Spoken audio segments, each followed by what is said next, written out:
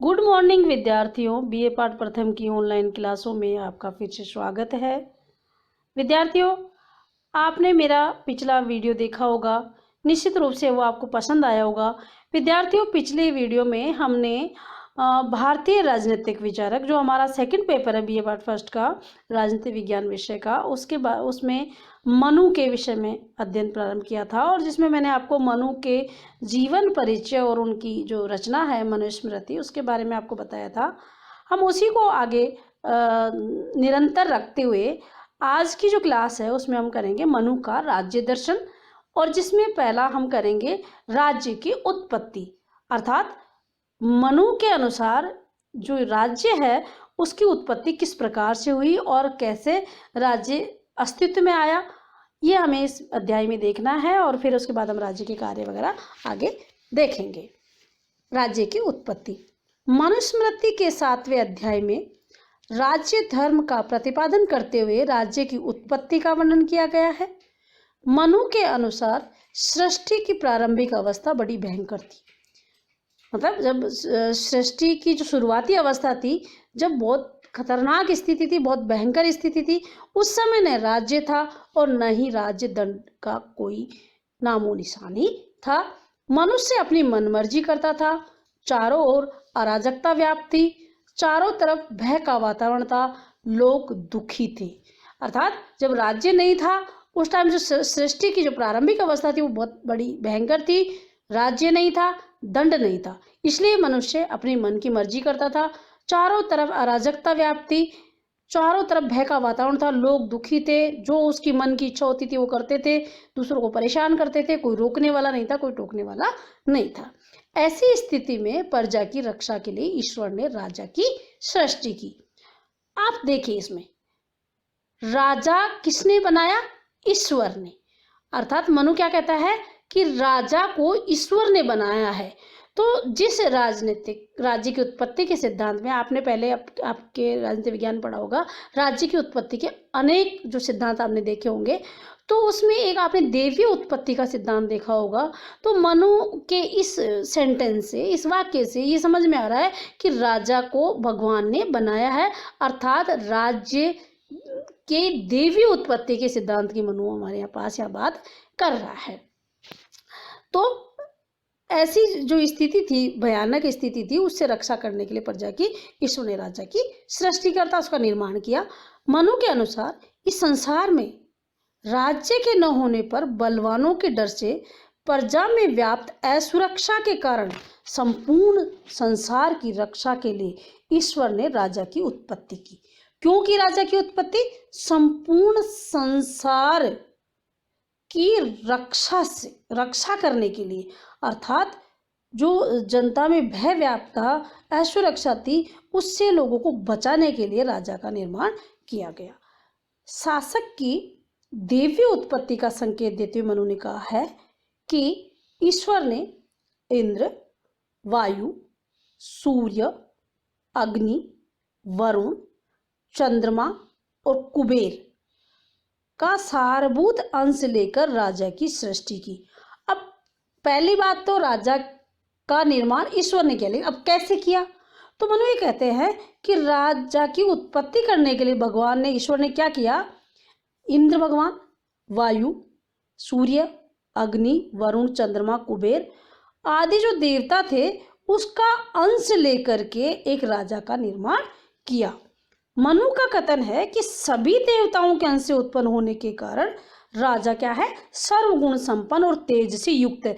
जब हम एक देवता की कल्पना करते हैं तो ही हमें ये लगता है कि वो कितना पावरफुल, ताकतवर होगा या उसमें कितनी शक्ति होगी। तो यहाँ तो कुल 8 देवताओं के अंश से राजा को बनाया गया है। इसलिए मनु ये कहता है कि विभिन्न देवताओं के अंश से उत्पन्न होने के कारण उस राजा में उन सभी देवताओं के गुण समाहित है, इसलिए वो राजा सर्वगुण संपन्न है और शक्तिशाली है, तेज से युक्त है। मनु ने राजा की आलोचना का अधिकार जनता को नहीं दिया। अब आगे आता है कि राजा बना दिया, पर राजा की आलोचना जनता नहीं कर सकती। अब ये तो कैसी बात हो गई कि राजा कुछ भी कर सकता है, उसकी कोई आलोचना जनता नहीं कर सकती, मतलब वो मनमर्जी कर सकता है। अगला सवाल यही आता है हमारे सामने कि अगर राजा को किसी भी तरह की पाबंदी नहीं होगी तो निश्चित रूप से वो मनमर्जी करेगा, तो आलोचना करने का अधिकार क्यों नहीं देता, हम ये देखते हैं। वह कहता है कि राजा के पद पर विराजमान बालक का भी अपमान नहीं करना चाहिए, क्योंकि वह मनुष्य के रूप में देव्य शक्ति का प्रतिनिधि है। आलोचना का अधिकार क्यों नहीं देता? क्योंकि हम देवता की बुराई या आलोचना करने की हम सोच भी नहीं सकते। तो मनु भी ये कहता है कि अगर राजा देव्य अंश से युक्त है तो देवता का ही एक अंश है, इसलिए उसकी आलोचना नहीं करनी चाहिए।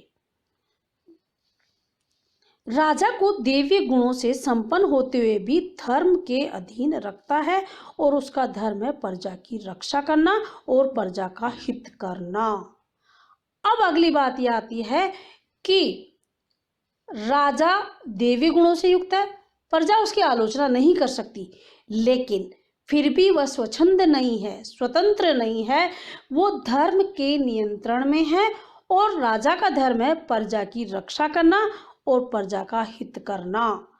राजा निरंकुश नहीं हो सकता, इसलिए राजा निरंकुश नहीं हो सकता क्योंकि उस पर किसका नियंत्रण है? धर्म का। और उसका धर्म क्या है? प्रजा की रक्षा, प्रजा का हित करना। अगर जैसे ही वो प्रजा का हित करने की सोचेगा तो अपने धर्म से डिगेगा और धर्म से डिगते ही उसका जो उत्पत्ति की गई थी जिस उद्देश्य को लेकर के, वही खत्म हो जाएगा। यदि राजा कोई अपराध करता है तो उसे साधारण नागरिक की अपेक्षा 100 गुना दंड देने की व्यवस्था की गई है। मनुस्मृति में मनु ये कहता है कि अगर राजा कोई अपराध करता है तो सामान्य नागरिक की तुलना में उसको 100 गुना दंड मिलेगा। इसके अतिरिक्त राजा का प्रशिक्षण व उसकी दिनचर्या भी राजा को स्वेच्छाचारी और निरंकुशता की ओर जाने से रोकती है। उसके अलावा जब आप इसको डिटेल में पढ़ोगे आगे जाके किताब में कि राजा की जो दिनचर्या है उसके एक एक पहर निश्चित करे हैं मनु ने, कि पहले पहर में वो क्या काम करेगा, दूसरे में क्या करेगा, तीसरे में क्या करेगा। इस तरह से जीवन मतलब पूरे दिन के पहर उसने बांट दिए हैं, तो वो बिल्कुल अनुशासित उसका जीवन है। उसके अलावा उसका जो प्रशिक्षण है जो उसको दिया जाता है उसको राजा बनाने से पूर्व, वो भी कठोर प्रशिक्षण दिया जाता है जिससे वो स्वेच्छाचारी और निरंकुश बन ही नहीं सकता। तो इस तरह से विद्यार्थियों हमने देखा कि राज्य की उत्पत्ति के संबंध में मनु कितना विस्तृत विचार देता है और देवी उत्पत्ति का संकेत देते हुए वो ये बताता है कि किस तरह से राज्य की उत्पत्ति संसार में हुई। अब नेक्स्ट जो हम इसमें करेंगे वो है राज्य का सप्तांग सिद्धांत। इसका मतलब यह है कि मनु ने राज्य को एक शरीर की भांति मान के उसके कुछ अंग बताए, 7 अंग बताए इंपॉर्टेंट जो जरूरी है एक राज्य के लिए। तो उसके बारे में हम इसमें हम आगे देखेंगे। राज्य का सप्तांग सिद्धांत ये क्या है? मनुस्मृति में राज्य के सावयव स्वरूप का वर्णन किया गया है। सावयव का मतलब होता है अवयव के समान, अर्थात शरीर के समान। तो राज्य क्या है? शरीर के समान है। मनु ने राज्य के घटकों के लिए मतलब राज्य के अंगों के लिए प्रकृति शब्द का प्रयोग किया। ये बहुत इंपॉर्टेंट चीज़ है, आपको बार बार आप यार कंफ्यूज हो सकते हो कि राज्य की प्रकृति बताइए। तो मनु जो अंग है राज्य के उसके लिए प्रकृति शब्द का प्रयोग करता है और वह राज्य की 7 प्रकृतियां अर्थात अंग स्वीकार करता है। जो घटक है, अंग है, प्रकृति है, वो एक ही चीज़ है, राज्य के 7 अंग। अब जो इसमें 7 अंगों में जो पहला है जिसको सबसे ऊपर रखता है मनु, वह है स्वामी अर्थात राजा। मनु ने राजा को स्वामी की संज्ञा दी है तथा नैतिक गुणों, प्रशासनिक क्षमता व दायित्व के प्रति निष्ठा से युक्त राजा को आवश्यक माना है। राजा सबसे सर्वोपरि है राज्य में, इसलिए वो कैसा होना चाहिए? उसमें नैतिक गुण होने चाहिए, प्रशासनिक क्षमता होनी चाहिए और दायित्व अर्थात जो उनके कर्तव्य है उसके प्रति निष्ठा होनी चाहिए। जब तक कर्तव्य के प्रति निष्ठा नहीं होगी कोई भी एक शासक सफल शासक नहीं बन सकता। दूसरा जो दूसरे नंबर पर जिस अंग को वो स्थान देता वह है मंत्री या अमात्य अर्थात प्रधानमंत्री। राजा की सहायता के लिए मनु ने कुशल मंत्रियों का होना आवश्यक माना है। तो अमात्य प्रधानमंत्री है, लेकिन और भी मंत्री मनु मानता है कि राजा कोई भी कार्य करे वो मंत्रियों की मदद से करे। तो दूसरे स्थान पर आता है मंत्री या अमात्य। तीसरे स्थान पर आता है पुर या दुर्ग।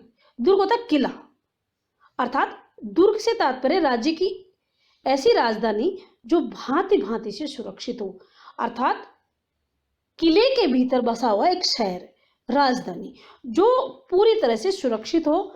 दुर्ग की मनु ने कई श्रेणियां बताई है, जैसे धनवन दुर्ग, मही दुर्ग, जल दुर्ग, वृक्ष दुर्ग, गिरि दुर्ग। अब आपको लगेगा कि धनवन दुर्ग क्या है? ये रेगिस्तान के बीच में बना हुआ दुर्ग है। मही दुर्ग जो मिट्टी का बना हुआ दुर्ग है। जल दुर्ग जो चारों तरफ से पानी से घिरा हुआ दुर्ग है। वृक्ष दुर्ग जो जिसके चारों तरफ बड़े बड़े पेड़ हो, और गिरि दुर्ग जो पहाड़ पे बना हुआ दुर्ग हो। तो इस तरह से अलग अलग श्रेणियां भी उन्होंने बताई है। फिर है राज्य। अब राज्य के रूप में उसका अंग भी राज्य, तो ये एक कंफ्यूज करने वाली, मतलब एक अपने को मतलब क्या कहेंगे, कंफ्यूज करने वाली स्थिति है कि हम सोचेंगे कि राज्य का अंग राज्य, तो इसके बारे में क्या है ये राज्य, वो देखना हमको। मनु ने राज्य शब्द का प्रयोग जनपद या राजधानी के रूप में किया है, अर्थात राज्य के अधीन आने वाली भूमि और उसमें निवास करने वाली जनता, पूरा राज्य क्षेत्र और उसके अंदर रहने वाली जनता को राज्य के अंतर्गत इसने शामिल किया है। राज्य का तात्पर्य है कि जितना उसका क्षेत्रफल है राज्य का, वो और उसमें रहने वाली जनता इस अंग में शामिल होगी। अगला जो 5वां अंग है वह है कोष। राज्य के पास एकत्रित धन को मनु ने कोष का नाम दिया, अर्थात राज्य का खजाना। राजा के पास समुचित मात्रा में कोष होना आवश्यक माना है। राज्य का संचालन या यूं कहें एक घर का संचालन भी हम बिना पैसे के नहीं कर सकते। कोष के बिना कुछ भी किया जाना संभव नहीं है। इसलिए राज्य के संचालन के लिए, राज्य को चलाने के लिए राजा के पास पर्याप्त मात्रा में कोष होना भी आवश्यक है। इसलिए इसको भी एक महत्वपूर्ण अंग माना है। अगला है दंड अर्थात सेना। दंड या सेना को मनु ने राज्य की सुरक्षा के लिए अनिवार्य माना है। राज्य की सुरक्षा कौन करता है? सेना। तो सेना बहुत आवश्यक अंग है, क्योंकि उसके बिना राज्य सुरक्षित नहीं है, और राज्य सुरक्षित नहीं है तो राज्य का अस्तित्व नहीं है। मनु ने सेना के अंतर्गत हस्ती सेना, रथ सेना, अश्व सेना, जल सेना और पदाति सेना का उल्लेख किया है। वह सेना को सुदृढ़ बनाकर रखने के लिए कहा है। मतलब सेना के भी अलग अलग अंग बताए हैं। हस्ती सेना अर्थात हाथियों की सेना, रथ सेना जो रथ हुआ करते थे उस टाइम, अश्व सेना तब घोड़ों की सेना, जल सेना जो पानी में जो पानी के जहाज या नाव में सेना रहती थी, और पदाति सेना अर्थात पैदल सैनिक। न केवल सेना की बात करिए बल्कि सेना कैसी होनी चाहिए? सुदृढ़ होनी चाहिए। और जो 7वां अंग है वह है मित्र।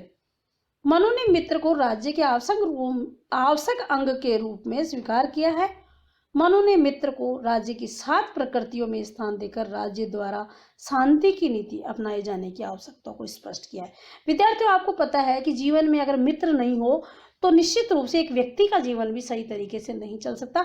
उसी प्रकार मनु ये कहता है कि राज्य के मित्र होने चाहिए, अर्थात वो राज्य सबसे ज्यादा सुरक्षित है जिसके ज्यादा से ज्यादा मित्र हो और कम से कम शत्रु हो। इसलिए मित्र राज्य का एक आवश्यक अंग है, और मित्र को इसमें शामिल करने, मित्र को राज्य के 7 अंगों में शामिल करने का एकमात्र उद्देश्य यह है कि शांति बनी रहे और राज्य का अधिकाधिक विकास हो।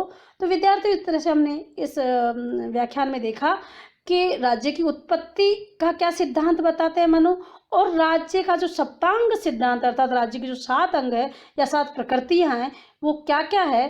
तो निश्चित रूप से ये आपके लिए बहुत उपयोगी व्याख्यान है। थैंक यू विद्यार्थियों।